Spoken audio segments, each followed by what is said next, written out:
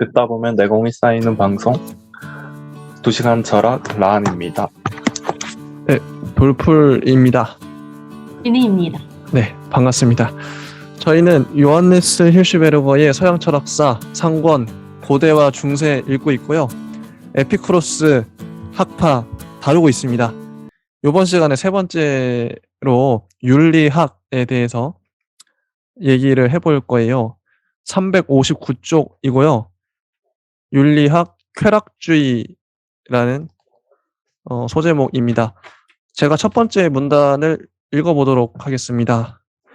쾌락주의 철학의 본래적인 관심사는 윤리학이다. 우리들이 이미 본 바와 마찬가지로 이 철학의 다른 사고 과정들도 역시 윤리학으로 기울어지고 있다. 이 쾌락주의 철학의 핵심은 윤리적인 선은 쾌락 안에 있다고 하는 명제다. 다시 윤리적인 선은 쾌락 안에 있다. 이게 중요한 거죠.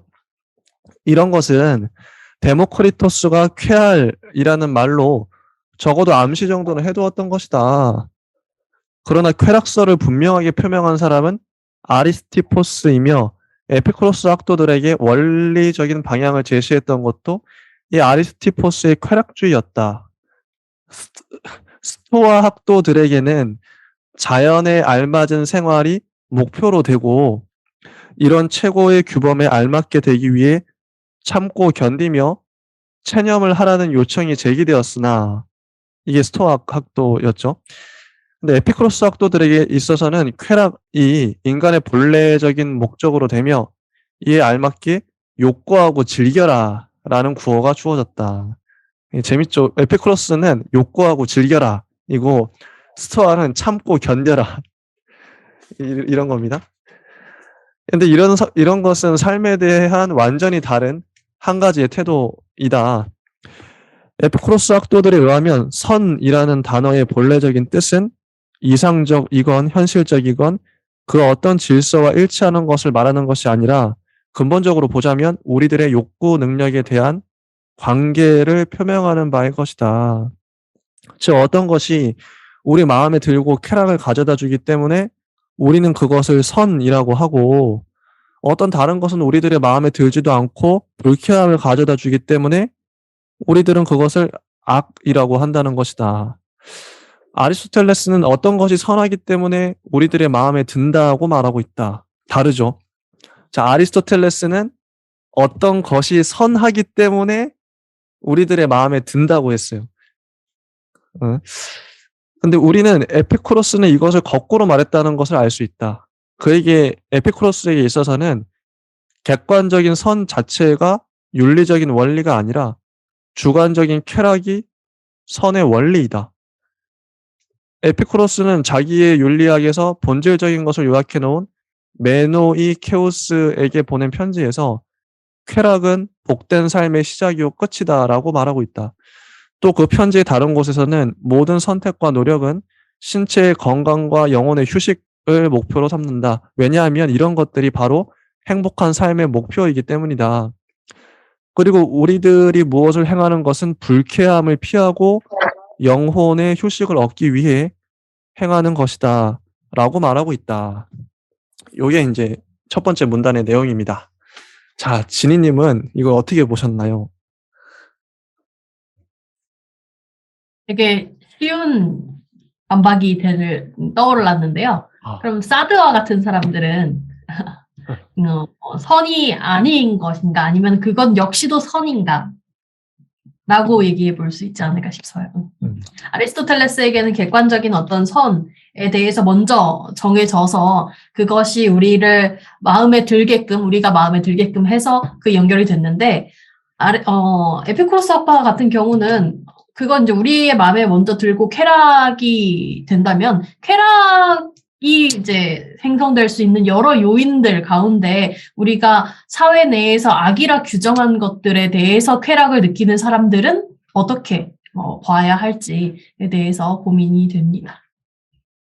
여기서 말하는 게 또 저희도 중요하다고 보는 게 그럼 도대체 그 에피쿠로스가 말하는 쾌락이란 무엇인가? 쾌락의 정의에 대해서 이게 단어를 정의한다는 게 제일 좀 좀 중요한 것 같아요. 그 시대, 그리스 시대의 쾌락, 혹은 뭐 에피쿠로스가 말하는 쾌락이 뭔지, 이게 아마 지금 우리가 느끼고 있는, 보통 지금 이제 우리의 쾌락이라 그러면 안 좋은 의미로, 부정적인 의미로 쓰잖아요. 근데 쾌락이라는 번역어 자체도 좀, 쾌락보다는 욕망? 욕망이 나을까? 뭐가 나을지는 모르겠지만, 쾌락이 우리한테는 부정적인 의미니까, 욕망보다는 욕구가 나을 것 같아요. 욕구, 하는 건 욕구죠. 그죠? 근데 에피쿠로스가 말하는 쾌락이란 뭘까요? 아마 뒤에 또 나오겠지만 네, 나오긴 나오죠. 그냥 개인적인 쾌락의 영역을 단순하게 말하고 있다면 이제 우리 다시 돌아가야 될 것 같아요. 소피스트로. 소피스트.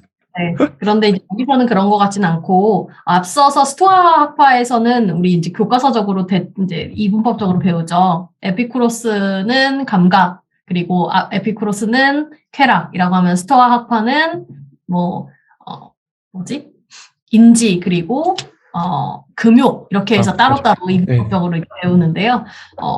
아마 에피쿠로스 학파 역시도 금욕에 대한 그런 스토아 학파의 반대급부로서 나왔겠지만 그들이 말했던 쾌락에도 무분별한 쾌락은 아니었을 것이다. 뒤에 가면 윤리학과 연결되는 쾌락의 지점이 이제 덕 얘기하고 그러는데요. 그런 맥락에서의 스토아 학파와 에피쿠로스 학파가 이제 공통 접점을 가지고 있고 약간의 다른 지점이 어딘지 이 부분에 대해서는 조금 더 읽어봐야 될 것 같습니다. 맞습니다. 예. 저도 이게 여기 표어가 있잖아요. 욕구하고 즐겨라. 그래서 오늘날 우리가 아는 것처럼 마구잡이로 소비욕이나 성욕이나 이런 걸 막 분출해라, 식욕 이런 게 아니라 어떤 철학도 그래가지고는 설득력이 없겠죠. 그럼 막 살라는 건데 당시에도 이게 많은 사람들이 이거를 또 스토아 학파와 쌍벽을 이뤘던 학파이기도 하고 이 철학 어떤 철학이든 어떤 종교든 이게 무절제한 것들을 주장하지는 않는 것 같아요. 그게 철학인 이상. 그래서 저도 이 쾌락은 좀 긍정적인 의미의 뒤에도 나오겠지만, 우리가 알고 있는 그런 쾌락하고는 다르다 생각이 들고, 혹시 라하님은 이거 어떻게 보셨나요? 저는 여기서 말하는 쾌락이 나쁜 의미의 쾌락은 아닌 것 같다는 생각이 들었거든요. 그런 부분이 이제 운동의 쾌락이라든지 평정의 쾌락이라든지 이런 부분은 자신을 다스리는 이제 갈고 닦는 노력, 이제 조각상 같은 그런 쾌락, 이제 최고의 미에 가까운 그런 미를 노리는 쾌락은 맞는데 그것을 이제 조각하는 쾌락 같은 이제 즐기는 그런 쾌락이라기보단 가장 아름다운 조각상을 만드는 그런 미의 쾌락이라고 느껴져가지고 이런 부분에 대해서는 그렇게 부정적으로 느껴지진 않았던 것 같아요. 그 쾌락에 대해서만 묻는다면요. 이제 두 번째 문단을 진희님께서 읽어주세요. 좀 깁니다. 네. 360조. 360조. 우리는 이런 말을 읽고 당장 에피쿠로스가 그의 쾌락주의에서 어떤 쾌락을 생각하고 있었는가 하는 것을 알 수 있다. 그는 쾌락을 이제 나옵니다. 고통이 없는 것, 마음의 동요에서 해방되는 것, 및 마음의 평화와 평정이라고 이해하고 있었다. 아리스티포스가 생각하고 있었던 쾌락은 가장 격렬한 체험이었다. 여기서 이제 아리스티포스의 예시가 나와서 그의 맥락에서의 쾌락을 예시를 들고 있는 것 같고요. 그는 운동의 쾌락을 바랐다. 그러나 에피쿠로스는 평정의 쾌락을 생각하고 있었다. 그래서 아리스티포스의 운동의 쾌락과는 조금 결이 다른 평정의 쾌락에 대해서 에피쿠로스가 주장했다라고 정리를 하면서 우리들에게는 에피쿠로스의 명제가 아리스티포스의 명제보다 정교하고 세련된 것처럼 생각된다. 특히 에피쿠로스가 정신적인 행락을 육체적인 행락보다 우선시켜야 하며 맹목적이고 탐욕스럽게 가까이에 있는 즐거움을 추적할 것이 아니라 오히려 삶 전체를 꿰뚫어보고 만사를 이성적으로 비교해서 재어보아 일시적으로 마음이 쏠리는 조그마한 쾌락 때문에 앞으로 다가올 보다 큰 쾌락을 경솔하게 잃어버리지 않도록 하기 위해 한 가지의 측정수를 이용하지 않으면 안 된다라고 말하는 것을 들을 때에는 더욱더 그렇다. 그래서 여기에서 이제 에피쿠로스가 말하고자 하는 바로 그가 말했던 쾌락을 조금 유추해 볼 수 있을 것 같고요. 에피쿠로스는 이성과 사려가 없어서는 안 되며 이것들과 덕 없이는 쾌락도 없다라고 말하고 있습니다. 그래서 이성과 사려 그리고 덕이 함께하는 쾌락에 대해서 말하고 있었구나라고 짐작해 볼 수 있고, 즉 모든 복된 삶과 따라서 최고의 선이 되는 원리는 사려다라고 얘기를 하고 있습니다. 이 사려는 철학보다 더 높은 것이다. 이 사려로부터 다른 훌륭한 것들이 생겨난다. 사람은 사려와 윤리와 법이 없이는 기분 좋게 살아갈 수가 없다. 이것은 거꾸로 마치 쾌락이 없이는 이성적이고 윤리적이며 정의롭게 살아갈 수 없는 것과 같다.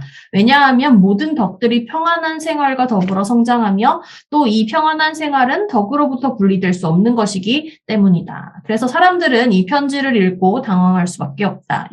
앞선 인용문이 메노이케오스에게 보낸 편지라는 맥락에서 발췌해 온 것이기 때문에 사람들이 이걸 읽고 당황한다라고 얘기를 하고 있고요. 그런데 쾌락은 아직도 우리들의 행위 전체의 원리란 말인가? 라고 질문을 던지면서 또는 판단하고 규정하는 것보다 높은 것으로서의 이성, 윤리, 법률, 생활 전체 등이 쾌락 위에 있는 것이란 말인가라고 계속 질문을 던지고 있습니다. 사람들은 이렇게 생각할 수 있을 것이다. 그런데 또 이런 생각에 대립되는 다른 분명한 말들도 있다. 첫째로 아리스티보스가 이미 말했던 바와 마찬가지로 에피쿠로스 학도들에게 있어서 쾌락은 그 자체로서나 또는 어떤 상황에 있어서도 선이라고 하는 사실이다. 여기서 조금 명확해지는 것 같아요.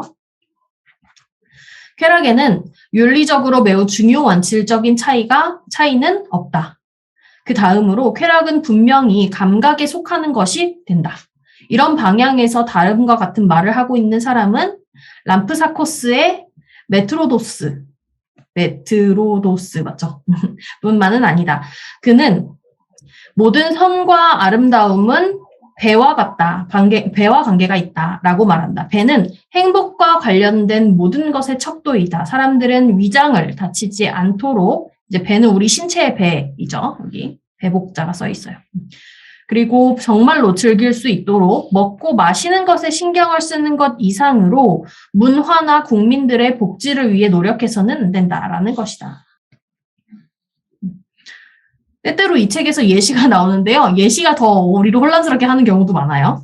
그래서 한번 이해를 해보시고, 에피쿠로스 자신도 다음과 같이 말하고 있다. 모든 선의 구원과 뿌리는 위장이다. 그리고 지혜와 정신으로 높은 것들도 역시 위장에 그 바탕을 두고 있다. 이 말은 그가 모든 가치와 비가치는 감각의 문제다. 다시 감각의 문제로 돌아옵니다. 라고 글자 그대로 확인하고 있는 바와 같다. 이렇게 해서 인식론에 있어서의 감각주의 두 가지가 연결이 되죠. 가치론의 감각주의와도 들어맞게 된다. 삶을 즐기는 것은 감각적인 것이라는 수어로 처음으로 특징 지은 것은 성서도 아니고 엄격한 덕을 요구하는 스토아 학도들도 아니고 또 엄격주의자였던 칸트도 아니었다. 쾌락설 전문가들 스스로가 이렇게 구별했던 것이다. 쾌락설을 주장했던 사람들의 견해가 이제 감각적인 것에 집중되어 있는 그 부분을 연결해서 우리가 이해를 해야 되겠고, 그 밖에 괴테도 그렇게 생각했으며 여기서부터 이제 힐슈베르거가 정리를 하고 있는 난이죠. 오늘날에 있어서는 예술가들이 감각적인 사람이 되고 싶다고 역설하고 있다. 그런데 가령 우리들이 베토벤의 심포니를 들을 때에도 느끼는 그런 즐거움, 궁극적으로 감성이나 혹은 위장에 관계됨으로써, 감성이나 위장이 어떻게 관계되는지는 잘 모르겠지만 이 즐거움의 내용 안에 구성된다고 하는 것은 정말인가?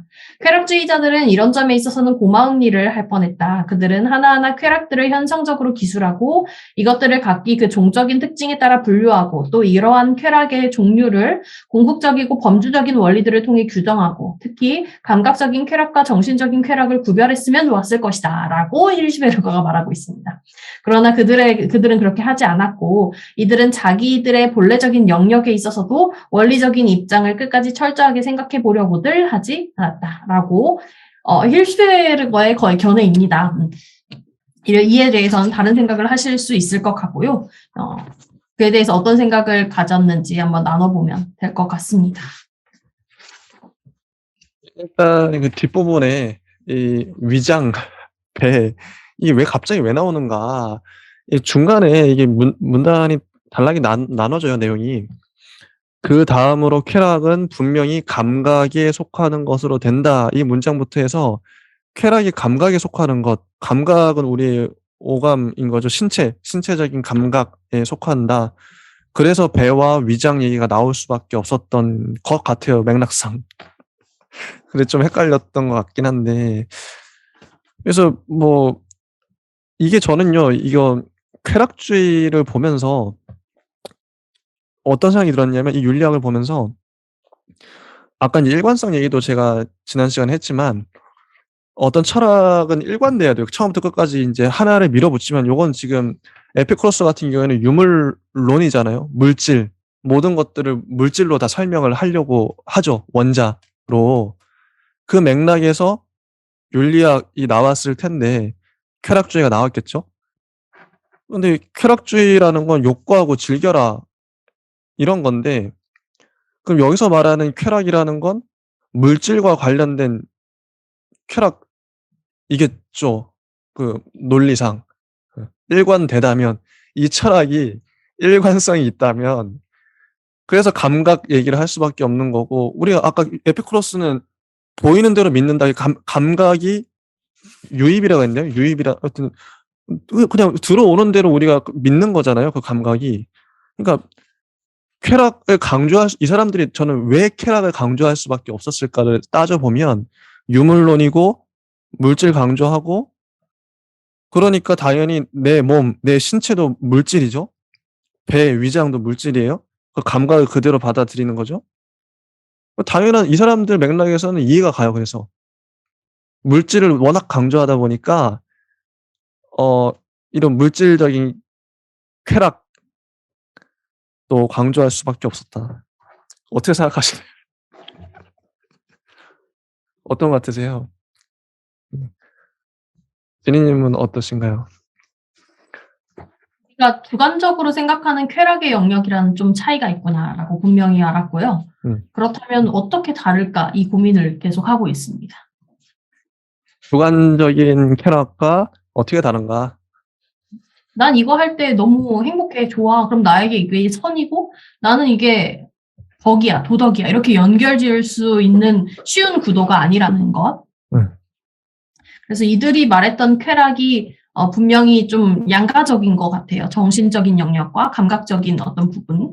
그 바에 대해서 사실은 뒤에 휠스베르거가 좀 무리하게 비판을 하긴 했는데 거기에 대해서 충분히 규명하려고 하지 않은 바에 대해서도 저는 좀 인정을 하긴 해요.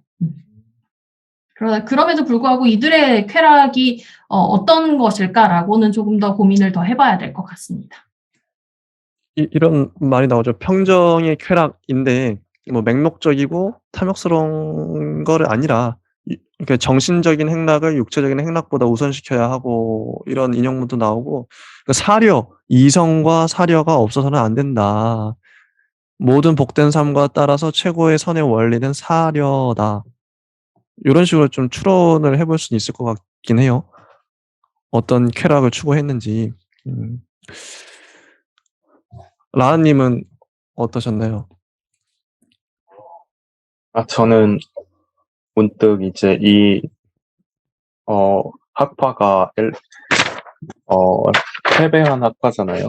모든 역사는 기록은 승자의 기록이다라고 하는 말이 갑자기 떠올라서 원래 이것도 그것과 관련이 조금이라도 있을까? 아니면 이제 그 학파가 전했던 얘기 그대로를 말하고 있는 걸까? 이런 생각을 하게 됐는데 그 이유가 이제 이 쾌락이라는 게 뭔가 되게 코에 걸면 코골이, 귀에 걸면 귀걸이 이런 느낌으로 적혀져 있는 것 같아가지고 비판적인 시각으로 이거를 적어놓은 게 아닐까? 이런 식의 생각도 들었어요. 뭔가 이제 많은 철학이 모순적이긴 하지만 그 쾌락을 하면서 이제 행복과 관련된 것을 위선이다라고 말하는 부분에서 쾌락을 정말로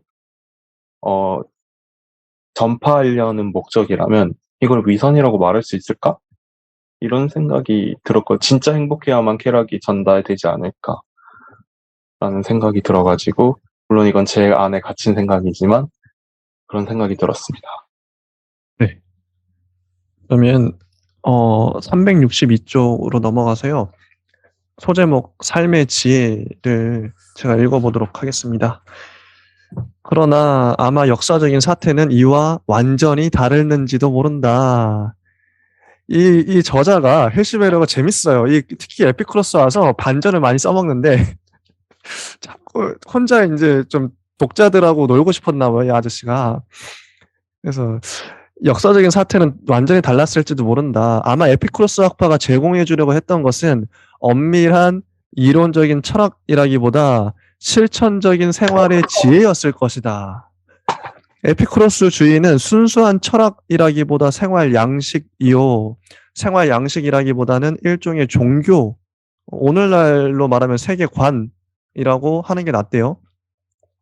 이런 관점에서 볼 때 에피쿠로스 주의에 있어서의 많은 문제들이 실제로 이해하기가 쉬워진다. 이 에피쿠로스 주의가 실천적인 생활의 지혜에 관해 우리들에게 주고 있는 바의 것은 실제로 값진 것들이 많다. 요 문단 좋다고 봐요. 그러니까 이 사람들은 뭐 철학이라기보다는 뭐 종교, 생활 양식이다. 저도 그런 것 같은 느낌이에요. 진희님은 어떠신가요? 힐시베르거 시대의 철학이란 이런 류의 것은 아니었겠구나라고 아, 감히 말할 수 있을 것 같아요. 오늘 현대 철학에서 말하고자 하는 바운더리가 좀 더 넓어졌고 이런 영역까지도 우리는 철학의 영역이라고 얘기를 하고 있는데 힐시베르거 시대에는 아니었구나. 맞네. 좋습니다. 계속 읽어볼게요. 그래서 에피쿠로스 학도들은 세계의 풍부함과 아름다움에 눈을 뜨게 되었다. 이들은 삶을 긍정하고 삶의 충만과 삶의 활기와 그리고 삶에 지칠 줄 모르는 힘을 긍정한다. 그래서 그들은 스스로 활동적으로 되고 삶의 어두운 면을 뛰어넘어 이 삶의 어두운 면 때문에 손해를 입지 않으며 따라서 자유롭게 삶을 긍정적으로 받아들이게 된다. 죽음에 대한 생각마저도 이들을 방해할 수가 없다. 죽음은 우리들과 상관없는 것이다. 우리들은 살아있는 한 죽음이란 없다. 그리고 일단 죽음이 다가오면 우리들이 이미 있지를 않다. 라고 하는 어리석은 증명의 배후에는 오직 긍정적인 것만 보고 그 하루 동안이라도 정말로 그것을 이용하는 삶에 대한 기쁜 긍정이라고 하는 매우 값진 것이 감춰져 있다. 이 하루를 즐겨라 라고 하는 호라티우스의 말은 삶을 즐길 때의 탐욕스러운 불만에서 생긴 말이 아니라 삶의 가치에 대한 개방적인 태도에서 생긴 말이다. 에피쿠로스 학도들에게 있어서 이런 것을 상징하는 것은 비너스이다. 이 여신과 마찬가지로 삶 전체가 생산을 하는 생명의 기쁨과 사랑스러움과 환희다. 이런 것들이 우리들에게 삶을 제공해주기 때문에 그리고 오직 삶만을 제공해주기 때문에 사람들은 그날을 이용하지 않으면 안 된다는 것이다. 네, 이런 내용인데요. 진희님은 어떻게 보셨나요? 여기에는 크게 볼만한 내용이 있다기보다는 네. 뒤에 빨리 넘어가서 저는 우정을 빨리 말해보고 싶어요. 좋습니다. 뭐 라은님은 하실 말씀 있으신가요?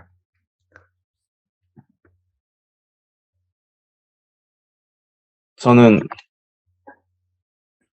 아까 쾌락을 되게 비판했는데 여기서는 이제 한이나 이런 것도 제 개념으로는 쾌락의 범주인데 그런 게 삶을 제공해준다는 부분에 있어가지고 왜 그렇게 생각했지라고 설득이 안 됐던 것 같아요. 네, 좋습니다. 계속 읽어보도록 할게요. 요거를, 네, 라한님께서 읽어주세요. 네. 에피쿠로스 학파의 생활 철학은 분수를 아는 것, 절도, 고요함 및 내적인 평화와 같은 것들을 알고 있었다. 우리들은 스스로 만족해하는 것을 커다란 선이라고 생각한다. 그것도 우리들의 그저 궁핍에 대해서 만족하고 있다고 하는 것이 아니라 우리들이 많이 가질 수 없을 때에는 조금으로써 만족하고 부를 가장 행복하게 즐길 수 있는 사람은 이 부를 가장 적게 필요로 하는 사람이라고 확신하고 있기 때문이다. 메노이케우스에게 보내는 편지, 그리고 또 숨어서 살아라고 하는 유명한 말도 깊은 뜻을 지니고 있다. 이 말은 단순한 일상생활에서 공공생활의 불쾌한 현실에서 도피함으로써 마음의 평정을 갖게 된다는 뜻이 아니라 운동과 고요함이 인간에게 새로운 현실, 즉 영혼의 내면성과 평온함과 및 맑아짐 등과 같은 가치의 세계와 마음의 고요한 빛과 활짝 깬 평화를 열어준다는 것을 인식한 데서 생긴 것이다.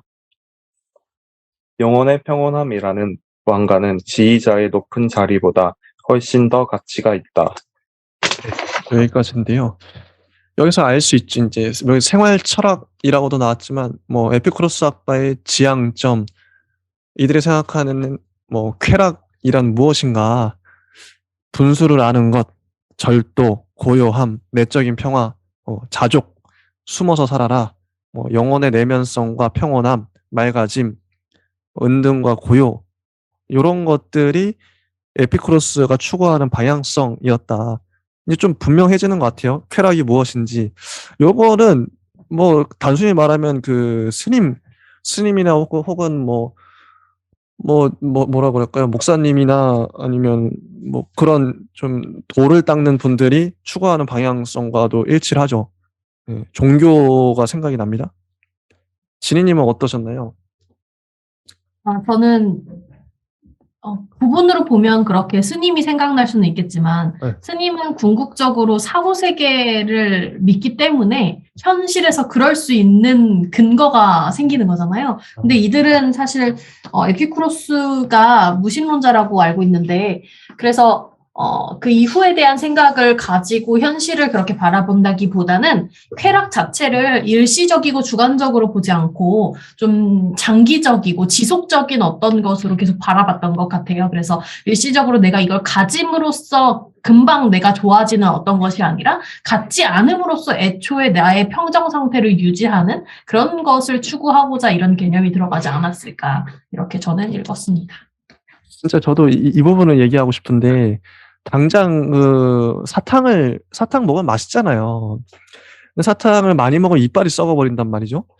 근데 진짜 이게 단기와 장기가 되게 중요한 것 같은데 쾌락을 말할 때 쾌락뿐만 아니라 욕망에 있어서도 옛날 사람들 그걸 알았던 거죠. 당장의 즐거움을 추구하다 보면 이빨이 썩어버리니까 우린 늙어 죽을 때까지 즐거워야 되잖아요, 영원히. 그러니까 좀 사탕을 절제를 하고 뭔가 또 다른 대안품을 찾는다든지 그런 거죠. 성욕이나 다른 욕망들을 대함에 있어서도 마찬가지인 것 같아요. 좀 더 장기간 지속될 수 있는 욕망을 위해서 그래서 내면의 평화, 고요, 은둔, 내적인 평화, 자족 이런 것들을 강조할 수밖에 없었던 이유도 장기성이 되게 중요했기 때문에 그러지 않았을까. 네, 그런 것 같습니다. 근데 이 맥락을 읽다가 보면 네. 오늘날 얘기를 가지고 왔을 때 이 맥락이 좀 성립할 수 있을까라는 의문이 드는데요. 어떻게 생각하세요? 오늘날도 이런 얘기가 유효할까요? 저는 유효하다고 봐요. 근데 어렵죠. 우리를 유혹하는 자본주의의 온갖 활락들이 막 있는 이 이 자극들이 많잖아요. 옛날보다 자극들도 많고 재밌는 것도 엄청 많고. 근데 이 와중에도 우리가 추구해야 할 인간이 궁극적으로 추구해야 할 방향이 뭔가 뭐 내면의 평화, 어, 고요함, 자족 이런 것들은 뭐 지금도 유효한데 좀 추구하기는 어렵다. 이렇게 생각을 해요. 저는 강력하게 아니라고 생각합니다. 저 그냥 재밌네요. 도망가는 거라고 생각해요. 한번 얘기해 왜일까요? 주시죠. 왜 그렇게 생각하세요? 아, 저는 이제 사람의 목적과 목표는 다르지만 네.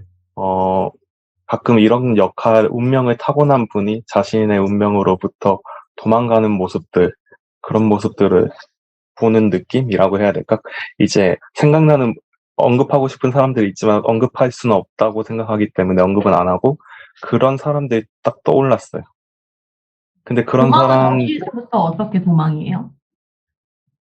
물론 그 여러 경로가 있지만 했다가 안 돼가지고 자신은 이렇게 살겠다 하는 사람들도 아. 있고 뭔가 이제 음. 바꿔보겠다 이렇게 진짜 그거를 지식이나 지혜를 안다면은 그거를 이제 실천하는 게 저는 지식이 아무리 높아도 지혜롭게 실천하지 않으면 그건 없는 것과 다를 바가 없다라고 말하는 정도가 아니라 오히려 더 이제 가장 무식한 행동이다라고 생각을 하는 사람이기 때문에 이제 위로부터 아래로 흐르는 강물이 진리잖아요. 저는 그것도 행동도 지혜도 그런 측면이라고 생각하기 때문에 지금은 이 스스로 이제 자신만의 깨달은 무아지경에 오르는 그런 무아지경은 아닌 것 같고 그 자신만의 이제 평온함을 찾는 행위는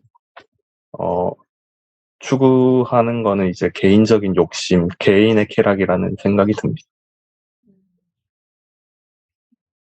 신희님은 어떻게 보시나요? 아까 그 질문해 주셨던 것들에 대해서 자문자답을 하신다면 저는 여기에서 두 분이 하신 맥락도 맞는데 음. 이때랑 지금이랑 완전히 다른 게 자본주의가 생각보다 우리가 생각하는 만큼 단순하지 않잖아요. 그래서 여기서 말하는 쾌락, 그냥 분수를 알고 고요하게 내적 평화를 잘 지켜나가면서 이게 절제하고 그런다고 해서 거기와 이제 유리하게 떨어져서 지낼 수 있는 것도 아니고 생각보다 모습을 되게 다양하게 달리 하면서 우리하고 매우 밀접하게 가까이 있기 때문에 그것을 우리가 따로 떼어낸다고 떼어낼 수 있는 것도 아니고요. 네, 소비의 차원에서 얘기를 한다면 여기에서 말하고자 하는 쾌락은 지속 가능하고 좀 길고 정적인 그런 쾌락의 얘기를 하고 있는데 충분히 오늘날의 자본 소비도 그러할 수 있다는 거죠. 그래서 뭐 이게 싫어지면 저거 하면 되고 저거 하면서는 뭐 이거 취미로 가지면 되고 이거 취미 싫으면 가끔 공부하면 되고 가끔 공부했다가 싫으면 봉사활동하면 되고 뭐 이런 것들이 다 하나의 자본주의 안으로 들어가 있기 때문에 우리가 쉽게 그의 연결고리를 끊어낼 수 없다는 지점이 하나 있고 또 다른 하나는 아마 그 여기서 말하고자 하는 덕들 있죠. 여기서 이제 개별적으로 단기적인 일시적인 일회적인 쾌락과 구분해서 말하고 있는 쾌락이 오늘날에 다 자본의 영역으로 들어와 있습니다. 그래서 뭐 요가, 명상 다 돈 주고 해야 되고요. 시간 내서 해야 되고요. 네. 그래서 뭐 절제 이런 것도 사실은 뭐 이렇게 어플 받아서 돈 내고 절약하는 거 배워야 돼요. 그래서 뭐든지 다 그와 관련되어 있기 때문에 궁극적으로 이렇게 말하면 좀 아무 얘기도 안 하는 것과 다름이 없을 것 같고 오늘날엔 좀 다른 관점으로 봐야 되지 않을까 새로운 얘기를 또 해야 되지 않을까 싶습니다. 갑자기 또 생각난 예. 게 가장 일제 감정기 때 많은 문화 예술인들이 이제 반은 이제 그 일제를 위한 글을 쓰고 반은 절제를 했잖아요. 절필. 저는 그 절필이나 절제 이런 게 그때 당시 이해가 안 됐었거든요. 그러니까 자신의 글로 반항할 수 있잖아 이렇게 생각하는데 그 사람들은 예술을 하는 게 최고의 행복을 느꼈을 텐데 그거를 포기한 거잖아요. 저는 이제서야 그게 어떤 의미인지를 깨닫게 되는 시기여가지고 이런 부분이 이제 진희님께서 말씀하시는 도중에 갑자기 생각이 났습니다. 그게 엄청나게 어려운 결정이었다는 걸 늦게서야 깨닫게 되면서요. 그러네요. 예. 이제 364쪽 요거 진희님이 아까 말씀하신 우정에 대한 문단인데 요거 한번 읽어주세요.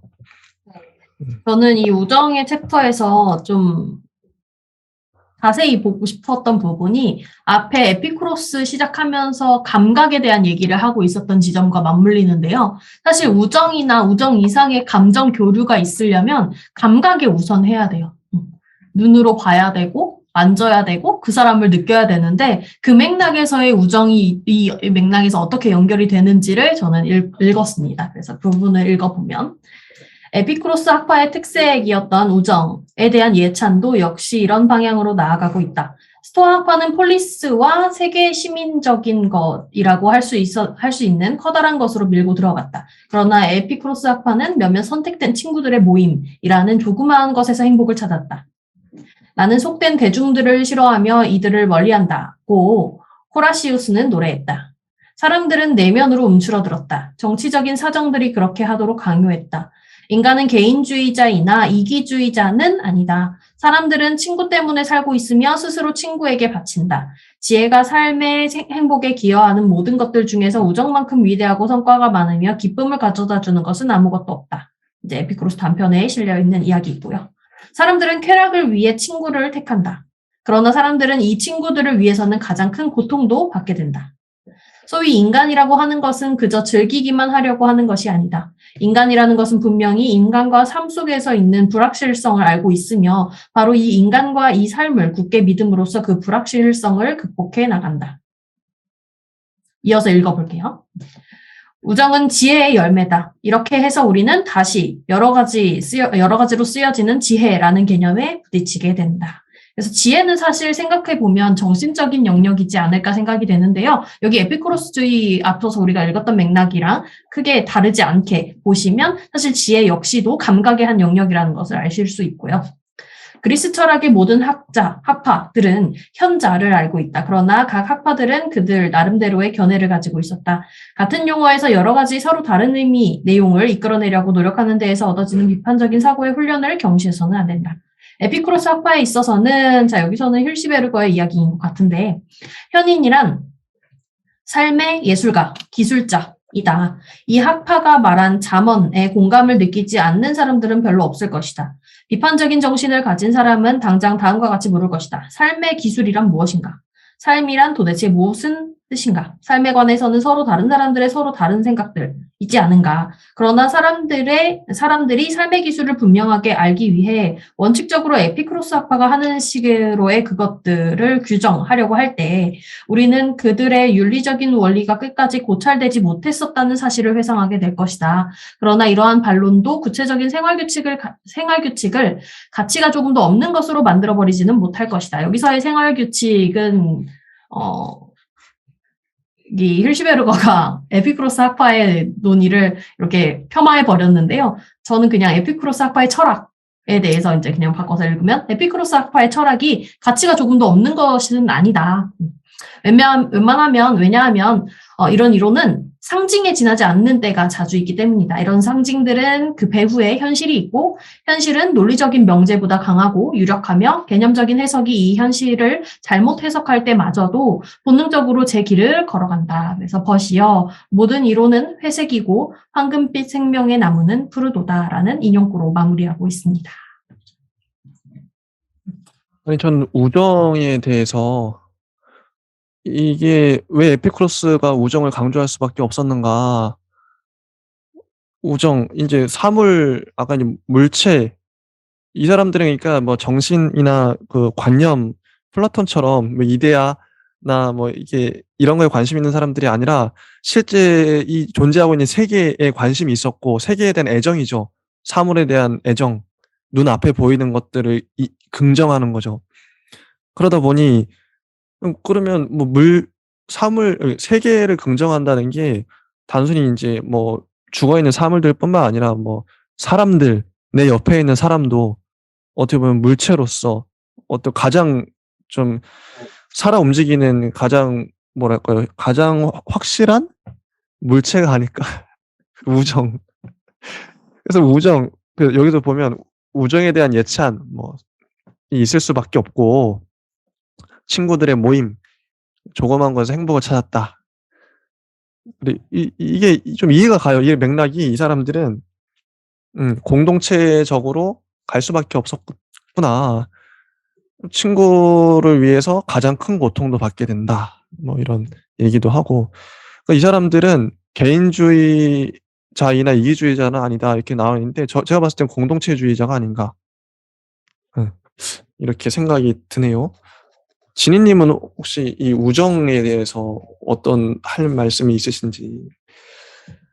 저는 에피쿠로스 학파가 이런 류의 생각들을 던진 게 앞서서 우리 우연 얘기할 때도 현대 철학에 많은 수 유산을 남겼다라고 얘기를 했는데요. 여기서도 그렇게 봤습니다. 그래서 에피쿠로스 학파가 강조했던 감각적인 관계의 시작, 인식의 시작이 우정에서도 역시 말할 수 있을 것 같고, 현대 철학에서 이제 낭시라고 하는 사람이 이제 접촉, 만지다라는 데에 대해서 키워드로 얘기를 하면서 그런 이제 공동체 얘기부터 시작해서 많은 수의 얘기를 던지고 있는데, 사실은 에피크로스 학파의 우정 개념 역시도 거기서부터 시작됐죠. 접촉에서부터. 그래서 오늘날 할 수 있는 얘기가 매우 많을 것 같아요. 특히 오늘 시국에 같은 얘기, 되게 많은 수 얘기를 할 수 있을 것 같은데, 이런 감각으로 기인한 우정의 개념은 현대 철학에서도 그러하고 윤리에 대한 내용의 파트에 들어가 있다는 점도 되게 의미심장한 것이, 우정이라든지 접촉에 대한 어떤 관계에 대한 얘기들, 그런 것이 상대방과 나를 어떻게 인지하고 있는지, 그 상대방을 아군으로 볼지 적군으로 볼지에 대한 진짜 거대한 이야기 있죠. 해체론자들이 말했던 환대에 대한 이야기들, 그런 맥락까지도 연결시켜서 읽어낼 수 있다는 지점이 거대한 유산을 남긴 여기 우리 무슨 주의? 에피쿠로스주의의 이야기이지 않을까 싶어서 저는 이제 우정에 대해서 조금 더 얘기를 해보고 싶었습니다. 좋습니다. 라한님은 그 우정에 대해서 어떻게 보셨나요? 저는 여기 우정은 지혜의 열매다 이 부분에 대해서 되게 뭔가 처음에는 물음표였는데 점점 이 물음표가 솟아나면서 느낌표가 된 느낌이 들었는데, 그 이유가 뭐냐면 어떤 사람에 대한 그런 부분에 대해서 이제 자신이 경험하지 않아도 그런 부분을 알고 있는 부분, 이해하는 부분, 인정하는 부분들이 있어가지고 거의 공동체, 그러니까 I라는 게 1인칭이잖아요. 근데 U는 2인칭인데 We는 다시 3인칭이 아니라 1인칭으로 구분되잖아요. 그런 부분의 맥락에서 우정은 지혜의 열매다라는 게 이제 서로의 알을 통해서 이제 새로운 알을 탄생시키는 게 열매라는 해석이 들어가지고 공감이 됐어요. 그래가지고 그런 지혜의 열매다. 새로운 지식이 아니라 지혜라고 표현한 것도 되게 멋있는 표현인가라는 생각이 들어가지고 나는 이 열매가 몇 개가 있을까라고 생각도 더불어 들었던 것 같습니다. 그리고 또 볼 만한 게 현자라는 개념인데요. 그리스 철학의 모든 학파들이 현자를 알고 있었대요. 추구하고 있었고 나름의 견해를 갖고 있었죠. 다 각각의 학파들이 현자에 대해서 다르게 정의를 하고 있었어요. 근데 이 지점부터 보면 그러니까 다른 말로 하면 그리스 사람들은, 이 고대 사람들은 현자를 동경하고 현자가 되기 위해 노력했다는 거잖아요. 삶의 지향적으로 인간이 추구하고 살아가야 할 어떤 가장 이데아적인 상의 모습이었겠죠. 근데 오늘날에는 현자 같은 우리 현대인들의 지향점이 있을까? 뭐 이런 좀 질문도 되고, 적어도 이 시대에는 현자, 지혜로운 어떤 그런 이상적인 인간형을 갖고 있었는데, 그걸 추구하려고 노력했었는데, 그렇기 때문에 뭔가 또 윤리적으로 갈 수 있었던 거겠죠. 근데 오늘날은 솔직히 현자 없는 시대, 각각 상대주의와 자유주의가 판을 치는 그런 시대가 아닌가, 좀 씁쓸하기도 하고. 네.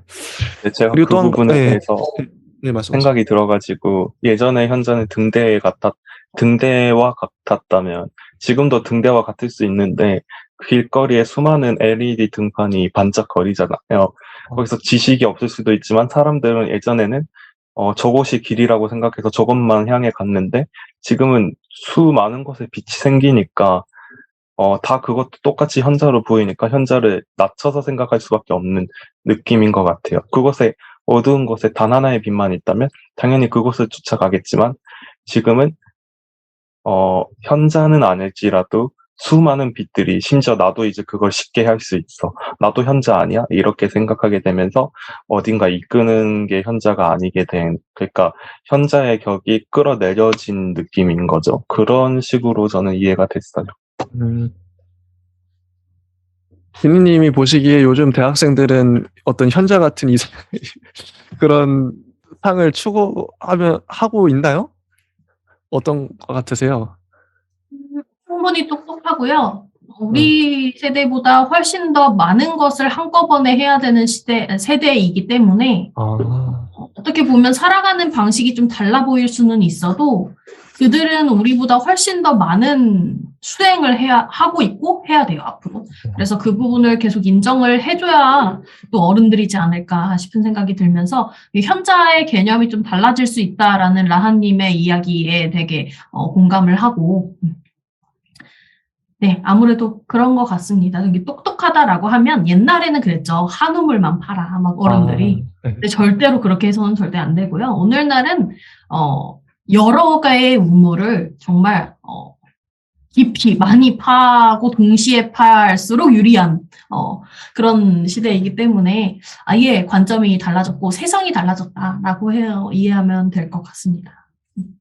현자에 대한 에피쿠로스 학파의 정의가 현인이란 삶의 예술가, 기술자이다.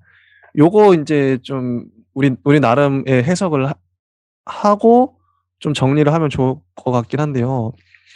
요거 어떻게 보세요? 그 삶의 예술가, 삶의 기술자. 혹시 진희님은 이걸 어떻게 해석하셨나요? 저는 예술가가 아닌 사람들과 비교를 해서 봤을 때 세상에 조금 더 비어있는 측면, 약간 비약의 측면, 혹은 우연적인 측면, 앞에서 원인 없는 우연이라고 말할 수 있는 부분, 혹은 불확실성이라고 말할 수 있는 부분이나 비유나 상징 같은 그런 언어들을 쓰는 자들을 예술가라고 말할 수 있겠는데 이 지금 에피쿠로스 학파들이 그러한 것들을 주장하기 때문에 삶이란 예술가 또는 그 예술의 개념이 좀 기술과 별개가 아니라는 맥락에서 그 현실과 맞닿아 있는 부분이죠. 그래서 그런 지점에서 기술가 예술가라고 표현을 한 것이지 않을까라고 이해를 했습니다. 아까 물질의 우주엔 두 가지밖에 없는데 물체와 공간이 있다. 빈 공간이죠.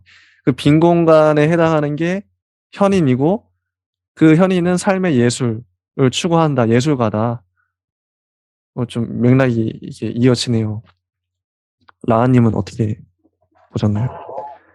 저는 별을 바라보게 만드는 게 현자라면 별을 이야기하게 만드는 게 예술가가 아닐까 생각했습니다. 예술가. 좋습니다. 삶의 예술가, 기술자를 추구했던 이제 에피쿠로스 학파인데요. 이제 정리를 하는 맥락에서 혹시 더 하실 말씀이 있으실까요? 에피쿠로스 학파 전반에 대해서 우리가 거의 2시간 반에 걸쳐서 거의 에피소드 한 3개 적었나? 하여튼 여러 개 하면서 에피쿠로스를 꽤 깊게 다루었습니다. 좀 어떠셨나요? 전반적인 좀 감상을 얘기하고 끝내면 좋을 것 같은데요. 일단 저부터 말하면 에피쿠로스 학파는 저한테 호감형이다. 마음에 든다. 왜냐하면 이제 좀 어떤 관념, 그러니까 이건 플라톤 얘기를 할 수밖에 없는데 이데아를 추구했던 플라톤을 좀 뒤집어 놓은 느낌? 물체에 대한 애정, 세계에 대한 애정이 있었고 그래서 유물론이고 그런 부분이 좀 많이 마음에 들었고 아까 말했던 비스듬한 운동, 운명에 대한 투쟁, 그다음에 쾌락주의 이런 부분들. 쾌락주의는 어떻게 보면 욕망을 긍정하는 거잖아요. 그런 부분도 전 마음에 들었다. 오늘날에도 우리가 좀 현대적으로도 유효한 우리가 좀 생각해 볼 만한 여지를 많이 주지 않았나. 그렇게 정리를 했습니다, 저는. 라한님은 어떻게 보셨나요? 저는 예전에 처음에 인생은 C에서 D로 가는 여정이다. 이 느낌으로 처음에 C와 D를 이해하지 못했기 때문에 그게 뭐야 했을 때, 저런 해석도 좋구나, 이런 식으로 생각을 했는데, 이제 그 학파도 그런 느낌, 그러니까 삶의 여러 해석 중에서 이런 해석도 있다. 그런 느낌으로 다가왔고, 저는 그런 부분에 대해서, 많은 부분이, 그럴 수도 있겠다, 이렇게 생각이 들었던, 오히려 이제 플라톤보다 더 긍정적인 느낌으로 다가왔던 것 같습니다. 지니님이 마무리를 해주시면 좋겠습니다. 저 역시도 되게 관심 있는 키워드들을 좀 발굴해낼 수 있어서 매우 재밌었는데, 조금 아쉬웠던 건 그 키워드들, 좋은 키워드들에 대한 생각이나 체계 자체, 사유 자체를 더 밀고 나가서 나름의 불가능하다 하더라도 그 안에서의 체계라든지 그 안에서의 어떤 정의를 시도해보고자 한 그런 구체성이 좀 읽히지가 않아서 그게 항상 아쉬웠고, 네, 그 부분이 아마 어려운 일은 맞으니까 이해는 할 수 있어도 조금 더 밀고 들어갔으면 좋았겠다라는 게 계속 아쉬움으로 남았습니다. 네, 여기까지 하고요. 저희가 다음 주에는 아카데미아 학파부터 다루도록 하겠습니다. 예, 이제 맞춰볼까요? 예, 감사합니다. 감사합니다. 감사합니다.